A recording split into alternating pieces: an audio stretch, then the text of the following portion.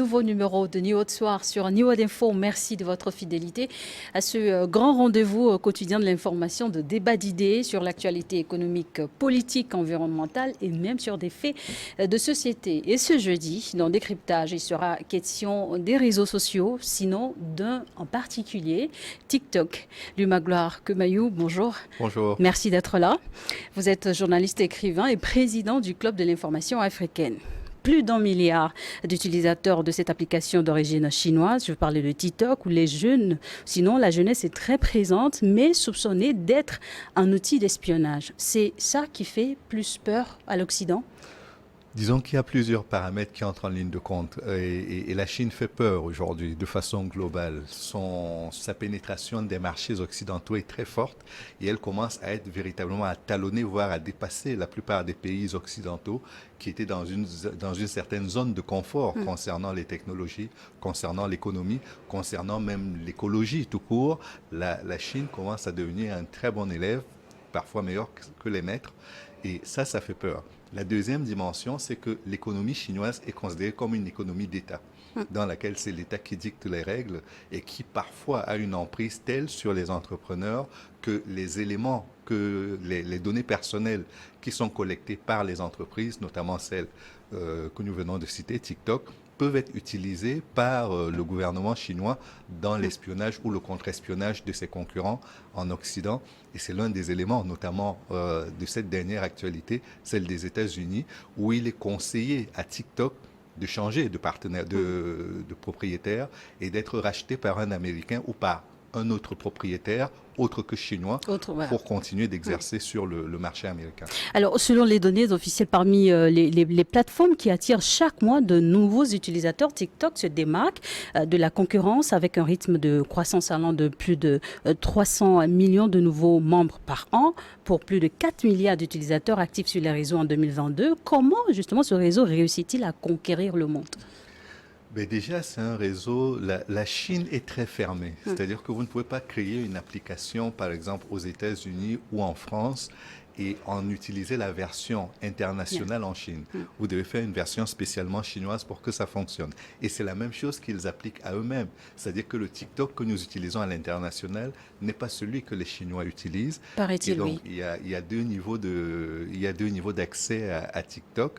Et si ça fait autant peur, c'est que le modèle économique a pris à l'extérieur. On est parti sur des modèles de vidéos très courtes qui se viralisent rapidement et qui a fait une concurrence telle pour les plateformes déjà installées, comme par exemple YouTube, pour n'en citer qu'une seule, qu'aujourd'hui, le marché occidental, qu'il soit européen ou américain, a pris goût à cela et toute la jeunesse se sent aujourd'hui, reconnaît dans TikTok.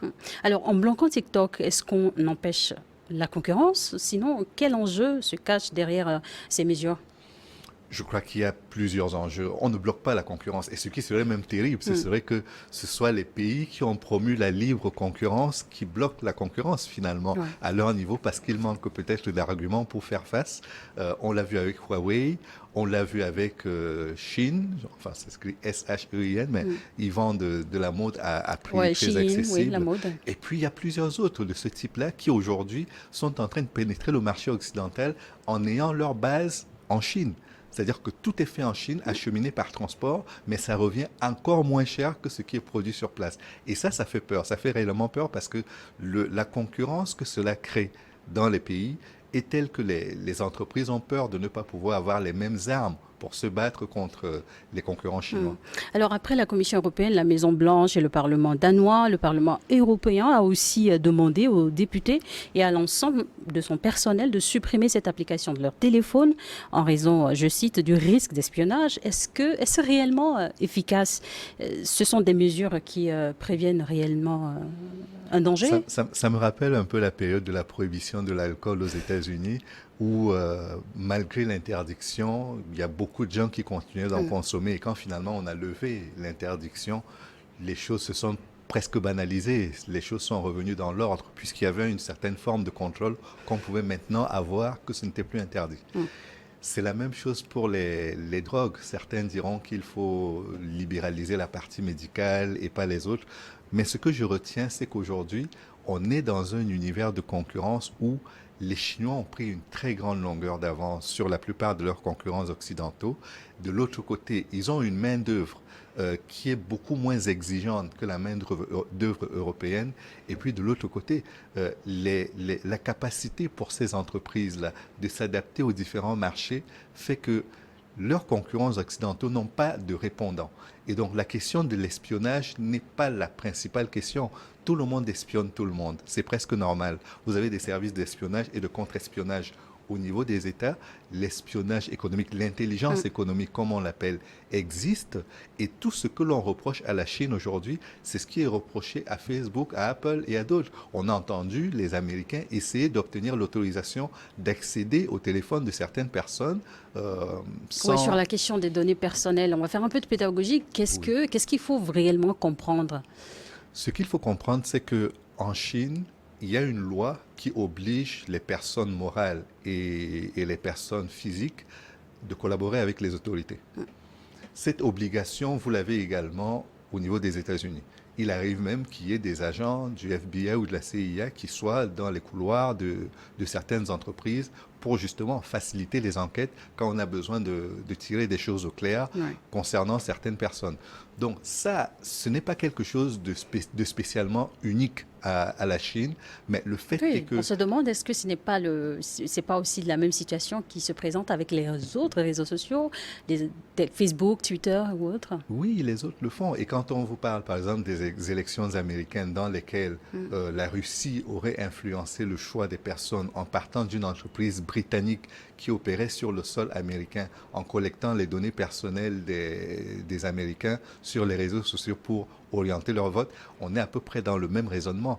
Donc finalement, ce qu'il faudrait, de mon point de vue, si on veut véritablement faire de la concurrence, c'est que tout le monde soit sur le même pied d'égalité. Soit on interdit aux agents de l'État d'avoir accès aux données personnelles, et là on est certain que, quoi qu'il arrive, nos données personnelles sont en sécurité, soit on considère que chacun a le droit... Mais est-ce qu'il y a moyen de les protéger? Quand je possède un smartphone, est-ce que je suis sur les réseaux sociaux, est-ce que j'ai la possibilité tout de même de protéger mes données personnelles? Vous pouvez les protéger, sauf qu'il y a un seuil de confidentialité qui est tel qu'au moment de télécharger les conditions d'utilisation, vous signez pour donner accès à ces données-là, à certaines conditions. Et ces conditions, c'est que par exemple, si l'État estime qu'il a besoin d'accéder à vos données personnelles, il ne faudrait pas que l'opérateur téléphonique, d'une part, fasse obstruction, et il ne faudrait pas que votre constructeur téléphonique, si jamais c'est lui qui gère ces données, qu'il fasse obstruction non plus. Donc ce sont ces petits verrous-là qu'il faut faire sauter, et l'idée est de savoir jusqu'où est-ce qu'on délègue à l'État, aux entreprises, le droit d'intégrer, d'accéder à nos données personnelles, sachant que même si eux, ils ne le font pas, il y a des pirates aujourd'hui dans le monde des nouvelles technologies qui accèdent sans notre consentement et même parfois arrivent à vendre ces données-là à certains acteurs du commerce électronique. Pour justifier le bannissement de TikTok, les États-Unis évoquent la question de sécurité nationale. Le Parlement européen, quant à lui, parle de protéger son institution. Et quelle est la position de l'Afrique? L'Afrique, pour le moment, reste ouverte à tous les vents. Malheureusement, nous n'avons pas assez d'éléments pour protéger nos populations. Il n'y a pas de centre de données. Ici, à Lomé, on a créé un database qui permet de collecter les données, mais je ne suis pas certain que tout le monde y stocke ces données. Quand vous voyez la plupart des gens dans la rue, ils ont un compte soit Gmail, soit Yahoo, soit Outlook. Bref, la plupart des gens utilisent encore des boîtes de messagerie qui font que leurs éléments de confidentialité sont gérés aux États-Unis. Et donc, peut-être que l'Afrique aussi devrait interdire que ces opérateurs-là viennent en Afrique sans avoir créé un environnement sur le continent qui fasse que les données ne voyagent pas autant. Si vous collectez les données en Afrique, elles devraient peut-être rester en Afrique et pas voyager à travers les tuyaux qui peuvent être piratés par les États-Unis pour écouter les dirigeants européens ou piratés par des acteurs malfaisants de la toile. Il existe des applications développées en Afrique par les Africains. Pourquoi on n'en fait pas la promotion?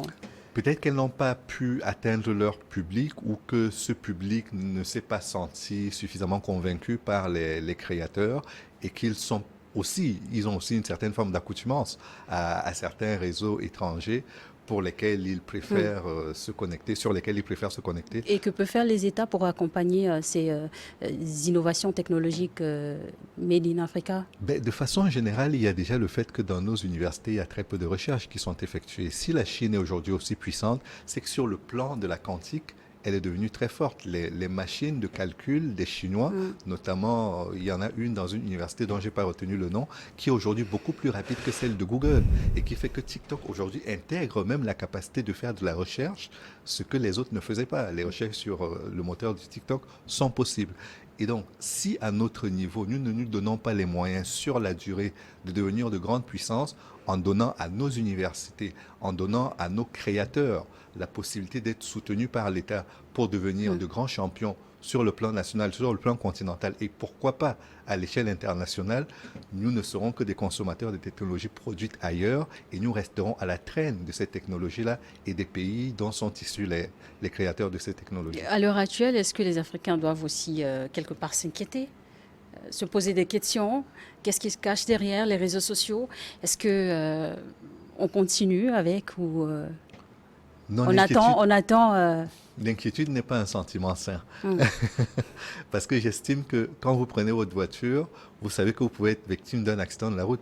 Vous prenez l'avion, vous pouvez avoir un accident également. Donc, la vie comporte des risques et il faut les prendre. Il faut arriver à limiter les justement conséquences quel comportement adopter pour parvenir au niveau individuel à limiter les conséquences parce que... Personnellement, je crois que l'Afrique doit s'approprier les technologies. Parce que les Chinois, pour devenir ce qu'ils sont aujourd'hui, ont d'abord été l'usine du monde. Ils ont énormément formé, ils ont beaucoup travaillé pour les autres. Et au bout d'un certain temps, ils sont devenus capables eux-mêmes de produire des choses. Et si l'Afrique suit le même chemin, je pense qu'il est possible d'envisager des lendemains meilleurs. Et aujourd'hui, encore plus, parce que depuis les années 60, voire les années 70, on parlait du transfert des technologies qui devaient être effectuées des pays du Nord vers les pays du Sud.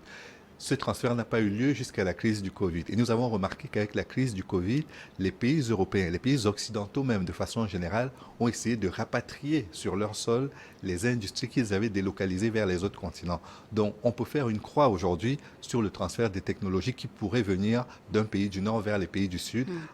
En l'occurrence dans les pays africains. Et donc c'est pour ça que nous devons créer aujourd'hui la capacité pour nos pays, si on n'a pas encore des universités capables de le faire, qui rentrent dans le classement Shanghai. Mais d'abord, déjà, il faut trouver les stratégies à inviter ou sinon encourager la jeunesse à aller aussi vers des études, des filières scientifiques. Parce que on va créer les conditions, mais il faut des apprenants aussi qui soient motivés pour. Bien sûr, bien sûr. Mais on ne peut pas pousser tout le monde à aller vers la filière de la technologie. Mais pas pour le besoin de consommation sur le continent. Oui, on doit le faire. Et je vois que par exemple, il y a le City qui existe au Bénin. Il y a de nombreuses cités comme celle-là. Nous avons quand même créé la FinTech à travers le mobile money qui est né au Kenya et qui est devenu aujourd'hui quelque chose d'universel. Nous pouvons, en tant qu'Africains, être fiers de ça. Mais le digital s'invite aujourd'hui dans nos quotidiens. Oui, nous sommes obligés de faire avec le digital. Quand on voit l'essor de la téléphonie mobile, quand on voit comment le mobile money est en train de gagner du terrain dans un continent où le taux de bancarisation était l'un des plus faibles au monde, on ne peut que saluer ce type d'initiative-là. Mais je ne crois pas au fait qu'on puisse amener tout le monde à devenir producteur actif de contenu technologique, voire de fabrication de technologies. Mais s'il y en a quelques-uns qui sont déjà capables de le faire, il faudrait naturellement les pousser au maximum pour que la passion, la flamme qu'ils ont ne s'éteigne pas et qu'elle permette d'illuminer l'avenir de nos différents pays, voire de notre continent. Mais en attendant, dans plusieurs pays sur le continent, notamment ici au Togo, les contenus TikTok sont considérés par les populations d'être néfastes, notamment pour la jeunesse, et cela de manière intentionnelle. Qu'en pensez-vous ? Ça dépend de l'utilisation, encore une fois. Si vous utilisez TikTok pour danser ou juste pour le divertissement, peut-être que c'est bien, ça vous permet de vous défouler et d'avoir peut-être des viewers, mais si vous l'utilisez, et il y en a qui le font pour votre commerce électronique, il y en a beaucoup qui Oui, tirent leur épingle du jeu de c'est un bon cette moyen manière-là. aussi. Oui, c'est-à-dire que c'est aujourd'hui un outil qui permet de casser les frontières. Avant, vous n'aviez pas de boutique physique, vous n'existiez pas. Aujourd'hui, grâce aux nouvelles technologies, grâce aux applications, vous êtes capable de vendre à beaucoup de monde sans avoir une boutique physique et de livrer même. Et c'est peut-être le maillon manquant par moment qui pourrait handicaper les producteurs sur TikTok ou sur d'autres plateformes. Mais après, est-ce que c'est toujours bon pour l'économie nationale si on a des millions d'entreprises dans l'informel? Non, elles ne sont pas forcément informelles. Elles finissent par se formaliser. Ça commence à un moment de façon informelle, mais au fil du temps, elles comprennent qu'elles ont besoin de se formaliser et elles y vont naturellement, ces entreprises-là. Surtout qu'au CFE, ici au Centre de formalité des entreprises, les choses ont été allégées. Donc, je pense que si jamais elles y trouvent leur compte, elles ne vont pas réchigner à remplir les procédures pour entrer dans les règles de fonctionnement normal. Vous partagez peut-être avec nous quelques noms d'applications développées en Afrique, si vous en avez. J'ai pas tous les noms. Je sais qu'il y a Dicalo, par exemple, au Cameroun, qui est fait par des Camerounais. Il y avait d'autres réseaux. Les noms ne me reviennent pas de mémoire. Là, c'est une colle, mais je sais qu'il y en a quelques-unes qui sont aujourd'hui fabriquées à la fois par les Africains vivant sur le continent, mais également des Africains vivant à l'extérieur du continent, qui sont au sein de la diaspora et qui essayent de concurrencer tant bien que mal, aussi bien au niveau des réseaux sociaux qu'au niveau des transferts d'argent et d'autres applications de la vie courante où on a besoin de ces technologies-là et où malheureusement l'Afrique n'est que consommatrice. Mais il y a quelques acteurs qui permettent de véritablement challenger les autres applications. Et je prends Gozem ici sans faire de publicité, qui est une application qui permet également, on parle beaucoup d'ubérisation, mais il y a une gozemisation qui se produit aujourd'hui au Togo, au Bénin, au Cameroun et dans d'autres entreprises, dans d'autres pays du continent. Donc de plus en plus, les Africains non seulement s'approprient les technologies, mais arrivent à en produire également à échelle africaine et pour les besoins africains. L'Afrique est grande consommatrice, mais aussi le besoin de produire aussi y est, c'est une réalité. La France aujourd'hui qui cherche à redynamiser ses relations avec l'Afrique, n'est-ce pas, le domaine technologique ne présenterait pas des opportunités aussi pour, en matière de transfert de compétences et tout? Qu'est-ce qu'on peut faire pour saisir ces opportunités? Toute aide pour avancer peut être bonne. Tout à l'heure, je vous disais que pour la Chine, ce qui a permis à la Chine aujourd'hui d'atteindre les standards occidentaux, c'est que toute la production occidentale était faite en Chine. Quand vous regardez la plupart de vos appareils, il est marqué dessus Made in China. Le Made in China a été moqué pendant un certain temps parce qu'on estimait que c'était de la pacotille. Mais à force de faire, c'est comme le forgeron. Plus vous forgez, mieux vous devenez bon forgeron.